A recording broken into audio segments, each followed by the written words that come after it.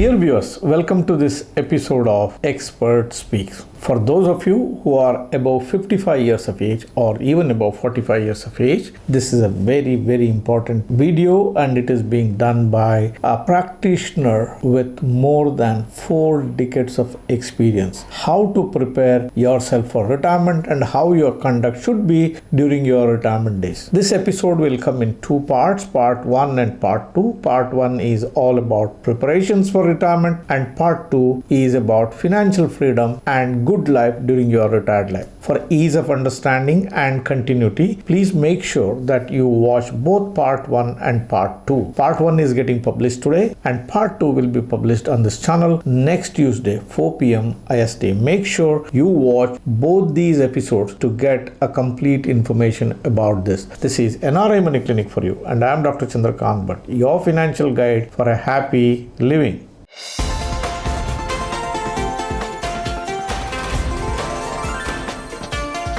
NRI Money Clinic.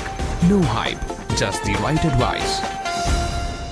To talk about the retirement planning and all problem solutions associated with it, who can be better than Mr. Gerard Colaco, highly respected stockbrokers and partners at Colaco and Arana Mangalore. He is a person with more than 4 decades of experience and highly respected, practical, a person with enormous wisdom. He is here and I'm immensely lucky to talk to him on the problems of retirement. Every word that he utters in this video is something that can be followed in real life, and he has guided so many families across globe in creating a very secure retired life. Let's listen to Mr. Colaco in this part 1, where he is going to talk about how should your preparations be, what are the things that you should look at, and all the finer points of retirement planning. Let's listen to Mr. Gerard Colaco. Hello. I'm happy to be here on NRI Money Clinic to deal with a topic that is of increasing importance as we have an aging population with no immediate successors to look after them. Increasingly, especially in the small town of Mangalore, where I have my practice in personal investment, we find that a lot of youngsters leave smaller cities like Mangalore either for the larger cities or to make a career outside India. And we are grappling with various issues that people face once they cross the age of 60 or 65. So from our experience in handling these matters and helping senior citizens, I have put together some insights which may be of use to people who are either approaching retirement or who are in early retirement, because this kind of planning and thinking and processing of a future plan must take place ideally at least 5 years before someone actually retires. With this, I will now switch to a PowerPoint presentation for ease of understanding, and this being a slightly longer than usual presentation will also probably be done in parts. So this presentation is called Making Twilight Glow. There are a number of people who have successfully planned for their retirement, who actually enjoy retirement. And thanks to the advances in medical science these days, retirement can last for quite a long time, sometimes 2 or 3 decades after what we would consider the normal age of retirement. So right now, let me share with you an example of a cousin of mine who's probably now in his mid-70s.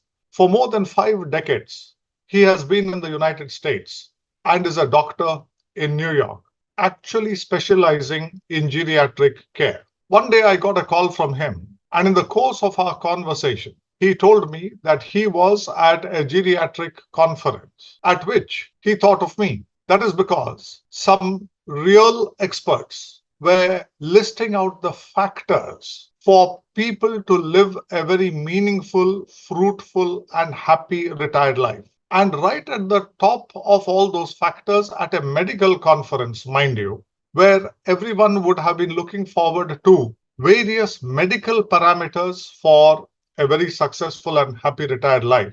One of the first parameters there was not on medicine, but having adequate financial resources. Because when people have adequate financial resources, what happens is their stress levels decrease. The thought that I may not have enough for the last part of my life, enough money that is, for the last part of my life, can be an excessively stress inducing factor. And that is why it is very important to view things holistically as we approach retirement or get into retirement. In the United States, they have a term for this kind of thing, and that is called successful aging. Successful aging is when you can live an active, healthy, happy, and even maybe on a lower scale, productive retired life. I produced this very simple graphic from Carl Richards, who is able to communicate various financial concepts in a very simple manner. He has written books and he has also a website called behaviorgap.com. And he has this little graphic on what we call future financial needs. And retirement planning squarely falls under the heading of future financial needs. Our perception of our future financial needs is very often completely different from the reality. We think we need a certain amount of money, but let me tell you that if you do a very simple awareness exercise, you will understand the gravity of what lies ahead for you in retirement. And that exercise is to close your eyes and reflect upon the 30 years from the age of 60 till, let us assume, the age of 90. A lot of people are living into their 90s today. So think of this age of 60 to 90. It is 3 decades. It is almost like another working life. Now, contrast this, compare this 60 to 90 phase of your life with the 30 years that go before it. 30 to 60 versus 60 to 90. You will find that in the 60 to 90, health challenges increase. Your capacity to withstand financial stress decreases. Your ability to earn, work and earn also decreases. And therefore, we need a sufficiently large financial corpus to see us through successfully in the last part of our lives. So how do we join the journey of successful aging? The first thing we have to do is plan for our retirement in advance. The most successful people I know in retirement are people who have planned for retirement at least 5 years before they actually retire. And we call this retirement management.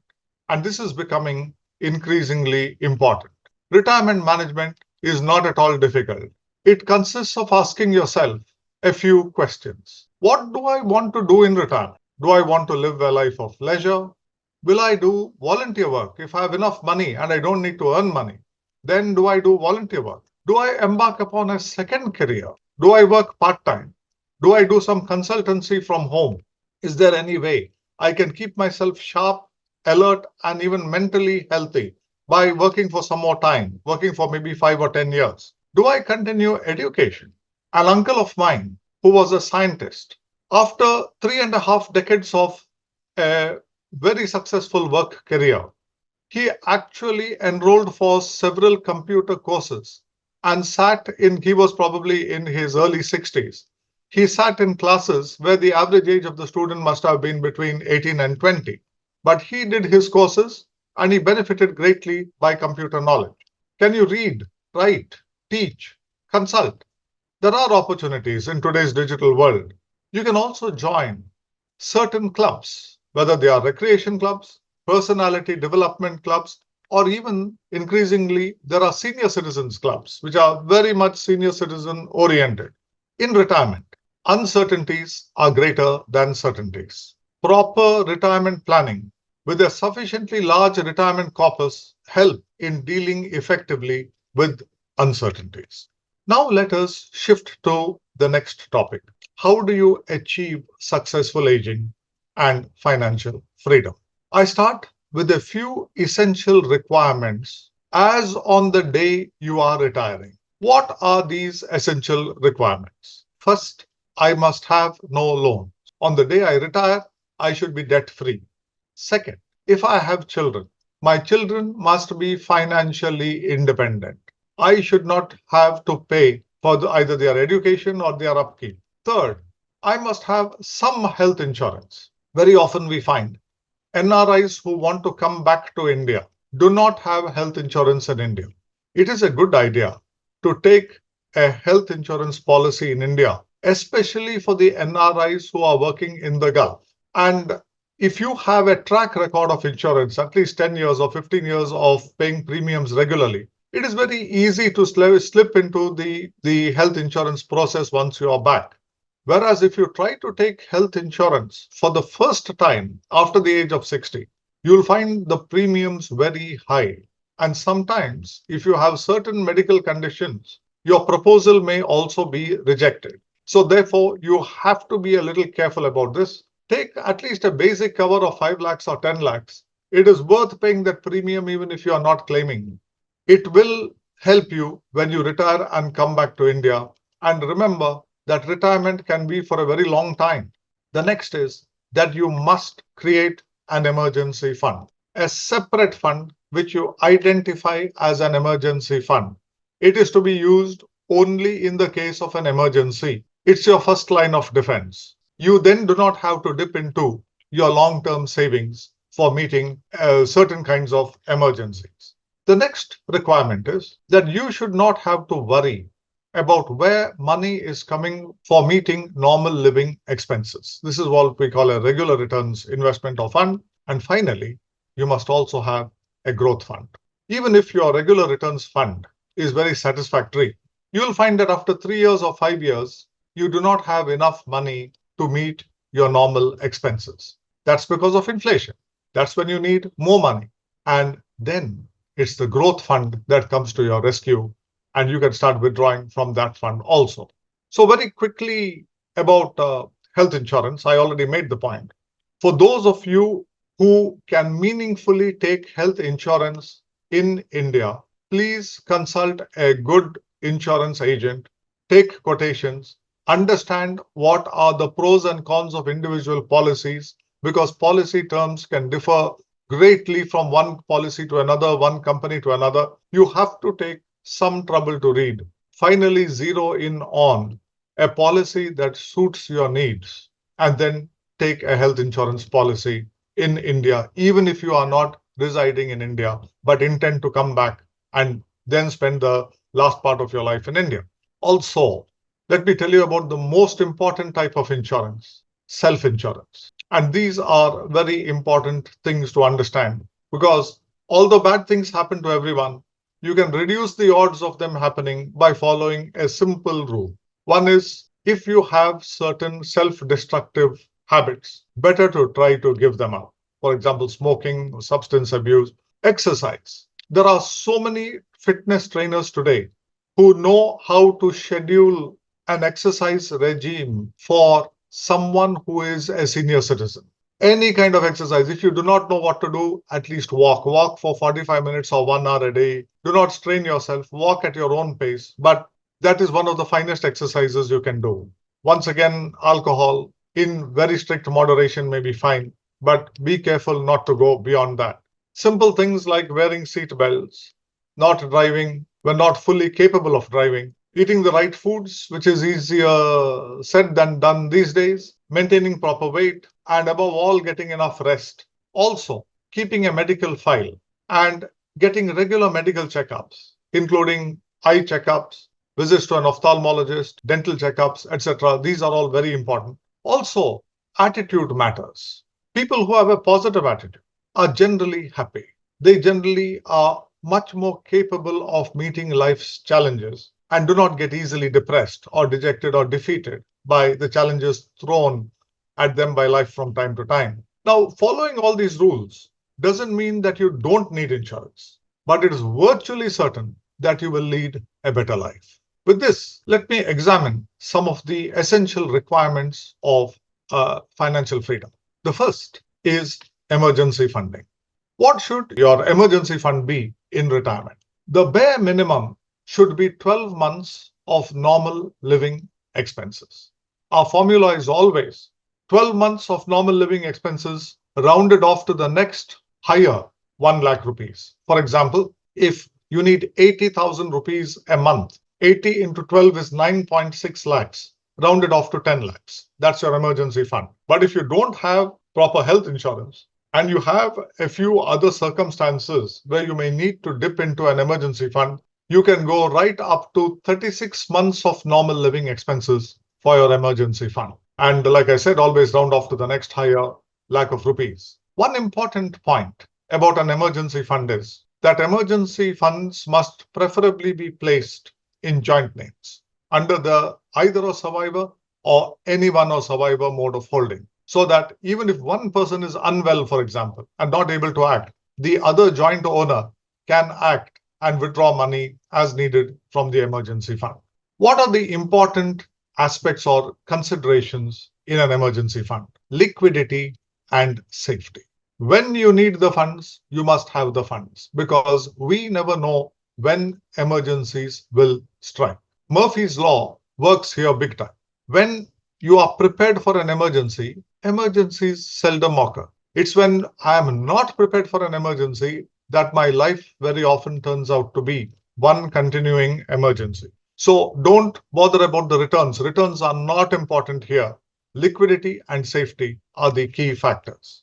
So where can you place your emergency funds? You can place them in savings account, flexi deposit accounts, liquid mutual funds, even ultra short mutual funds. Okay, if the portfolios are good, but I prefer liquid funds for an emergency fund. Even longer term bank fixed deposits, provided there is no loss in case of premature redemption. And two other factors that we have found useful, especially for people in faraway countries where there's a little bit of political turmoil. Having some money in the form of US dollars and standard gold, that is small little gold coins, half a gram, 1 gram, those kind of gold coins, a little bit. This in an emergency, the US dollar is like a global currency. It's acceptable anywhere. Similarly, standard gold, not jewelry, but standard gold can also be used to pay your way out of trouble, to get out of a country in an emergency. So these are also two things to be considered, small amounts, of course. Now, if you ask me, what is my favorite strategy for deploying emergency funds? It is this. I would place my emergency fund in a good liquid mutual fund. From here, what I will do is I will register a monthly transfer of only the income to a low-cost diversified equity index fund. Let us say tracking either the Nifty 50 or the Nifty 100 stocks. This is what I would do. Why? Like I told you, when you're prepared for an emergency, you will find that emergencies are generally not interested in you. It would be a bit of a pity to keep money there at very low rates of 6% or 6.5%. If only the income can be transferred to an equity fund, over a period of time, you will find that your emergency fund really grows at a much faster rate. So to give you a simple example, if my emergency fund is 10 lakh rupees, and right now I'm getting about 6% of return on it, that's about 60,000 per year. After 1 month, my 10 lakhs will be worth approximately 10.05 lakhs, 10 lakhs and 5,000. The mutual fund will keep the 10 lakhs intact. The 5,000 rupees will be transferred to an equity fund. Now, I have clients who have not touched their emergency fund for more than 10 years. And in some cases, the equity part of it is now more than the original debt part of the emergency fund. So the emergency fund has grown pretty well. Always remember that both the equity portion as well as the original debt portion are part of your emergency fund. So this is a beautiful strategy to deploy emergency funds. I told you the thumb rule for an emergency fund: 1 year's normal living expenses rounded off to the next higher lakh. I've given an example here of 60,000 rupees. That would be 7.2 lakhs per year, about rounded off to 8 lakh rupees always. So with this, let us move to the next section, investing for regular returns. Now here, I am bringing to your attention certain investments that are available in India, but not available to NRIs as long as you remain NRIs. But the moment you become resident Indians, it is certainly worth looking at some of these investments for regular returns. Let's look at a few of them. The first is, the moment someone hits 60, there is a beautiful scheme of the Government of India called the Senior Citizens Savings Scheme. This is marketed through post offices and most nationalized banks. In a husband and wife combination, you can invest a maximum of 30 lakh rupees in this. And the same couple, but in the reverse order of names, wife and husband, for example, can put another 30 lakhs in. So a total of 60 lakh rupees can be invested by a couple provided both of them are 60 years or above. If one of them is 60, above 60, the other is not, that person can still be the joint holder of the SCSS scheme of the person who's over 60. Presently, the rate of interest is 8.2%. Interest is payable quarterly. You cannot think of a government guaranteed scheme that is something that is even safer than a bank deposit. You cannot think of something so safe which is giving you 8.2% with regular payouts of income at quarterly intervals. So this is a wonderful scheme to have. Then you've got the post office monthly income scheme. You've got the taxable Government of India floating rate bonds. The interest rates vary. Currently, it is about 8.05. But of course, liquidity is very bad. You virtually cannot get out of this for 7 years. So be a little careful there because liquidity is very important for senior citizens rather, whether NRIs or not. So the money that you put here, if at all you require some money in the floating rate bonds of the Government of India, it should be very much on the lower side. Then you have got also post office time deposits. Many times they pay a little more than the normal bank deposits. You have to find out the rates from time to time. Now, for resident Indians who have built up huge amounts in their PPF accounts, there are people whose PPF account balances are in excess of 1 crore of rupees.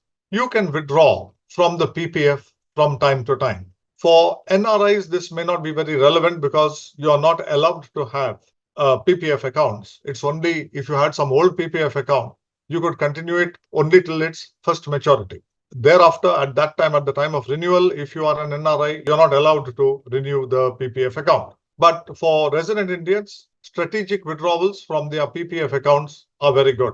And just for general knowledge sake, always remember that you can make only one withdrawal from a PPF account per financial year. You cannot go on withdrawing. It's only one withdrawal from the PPF account per financial year. So what you must do is you should always make your withdrawal in the month of March and the next withdrawal next March. Why? In case there is a dire emergency, something you did not foresee at all, then what happens is you can make one more withdrawal from the PPF account in the next month, that is in April, because April falls in a new financial year. So that is an important thing to remember about the PPF. Then, of course, there are bank fixed deposits. Interest rates vary from time to time. We have had interest rates as low as 5% even on long-term deposits in this country, 5 or 5.25. Recently, of course, they have gone to 7.5, even 8 in some cases. Be a little careful. Go for the sound mainline, major, big banks. That's where the safety lies, not in any other factors. Some institution that is too big to fail, which the government cannot afford to allow to fail, that's where your money should be. In mutual funds, you have got excellent options. You've got ultra short-term funds, you've got money market funds, you've got low duration funds. These are the kind of funds that carry a relatively high degree of safety. The only problem with these is that from budget for 2023, that is from financial year 23-24 onwards, these funds are no longer tax efficient. They are completely taxable once you are a resident Indian. And they are added to your income and tax, just like interest on government bonds or interest on bank fixed deposits or small savings. So they are completely taxable. Therefore, there is one other type of fund that you can consider, and that's called conservative equity savings funds. Now, these funds have investment in stocks only to the extent of about 20%. The remaining 80% of their portfolios are either in debt securities or in arbitrage securities. Now, arbitrage, I do not have the time to explain it in detail, but essentially it is an operation where there is a buying and a selling of security at the same time at different prices. So the difference is locked in. It's not speculation. It's a pretty safe operation because the buying and the selling takes place at the same time. It takes place at the same time. So this is considered, for calculation purposes and for definition purposes, this is considered as an equity investment because you're holding equity positions bought and sold until settlement. Therefore, they ensure that the actual money that is in stocks plus the money that is in arbitrage positions is 65% of the portfolio. Thereby, equity savings funds fall under the definition of equity funds. So once something falls under the definition of equity funds, if you hold the investment for a year and you're going to encash only after 1 year, then the maximum tax that you pay will be the long-term capital gains tax on equity, which is 10%, which is quite reasonable. So you can shift to tax efficiency by investing in conservative equity savings fund and making your first withdrawal only after 1 or 2 years. That gives it a time to grow, and that also ensures that you will never be having to pay short-term capital gains and only the long-term capital gains, that too at 10% on these kind of funds. Supposing you have a house or you have some apartment which is being locked up, please actively don't keep it locked up, don't keep it unused. Please try to monetize it. Please see whether you can give it out on rent, earn some more money in your retirement. Some people who have actually houses on plots of land, they have converted certain portions of their houses and given them off on rent to either students or others and have started earning money on these. That's also a good idea in retirement.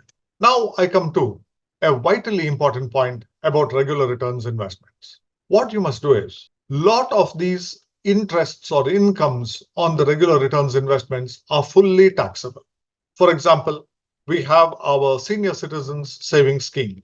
It's an excellent investment, but the interest is fully taxable. What must you do? When you return to India, you must use all this kind of taxable income to fill up the lower tax brackets. First and foremost, you have to take a decision whether you want to be under the new tax regime or the old tax regime. Please consult your chartered accountant. Ask the chartered accountant to actually do the working out. What would be your tax under the new tax regime? What would be your tax under the old tax regime? For most retirees, I have found that the new tax regime is better. So if you have, for example, something like 30 lakhs in the senior citizen savings scheme, you get 8.2% of interest in it. That is more than 2.4 lakhs of interest coming in per annum. Now, this 2.4 lakhs, if it falls into your basic exemption bracket up to 3 lakhs, you are not paying any tax. Then what happens is that this 8.2% effectively becomes tax-free in your hands. And you need not only restrict yourself to less than 3 lakhs, because the next slab is very reasonable. 3 lakhs to 6 lakhs, the tax is only 5%. 6 lakhs to 9 lakhs, it is only 10%. So even if between husband and wife, husband is earning 9 lakh rupees and the wife is earning 9 lakh rupees of taxable income, understand that the average tax that they are paying is just about 5%. Nothing on the first 3 lakhs, 5% on the 3 to 6 and 10% on the 6 to 9. So it's quite reasonable that way to divide and then to use the lower brackets to earn the taxable income, rendering the taxation on that income pretty low and pretty ineffective. Now, as you cross that into the 15%, 20%, 30% tax brackets, then you have to seriously look at tax efficient investments also. So here we are with the regular returns. When you don't need regular returns or beyond your need for regular returns, please follow a balanced asset allocation plan with a considerable focus on growth investments. And growth investments are very important. Splitting your investments into an emergency fund, a regular returns fund, and growth is also very, very important. As Frank Netti said, sound investment will decrease the time during which you work for money and increase the time during which money will work for you. With this, I will end this segment, and next I will be tackling the growth segment. Dear viewers, hope the video that is done and the inputs that you got from Mr. Gerard Colaco helped you to understand the preparatory steps the care that you must take while preparing for your retired life. If it did give you the required inputs, do not forget to give me a thumbs up. Drop your comments and your views in the comment section below. Do not forget to share these videos with your near and dear ones, friends and relatives. And an appeal to all of you, your subscription matters. If you have not yet subscribed for this channel, press that subscribe button right now, and do not forget to press on the bell icon as well. Thank you very much for watching this episode on NRI Money Clinic. I shall be back with you with yet another topic next Tuesday. Press the bell icon for more details and subscribe our channel.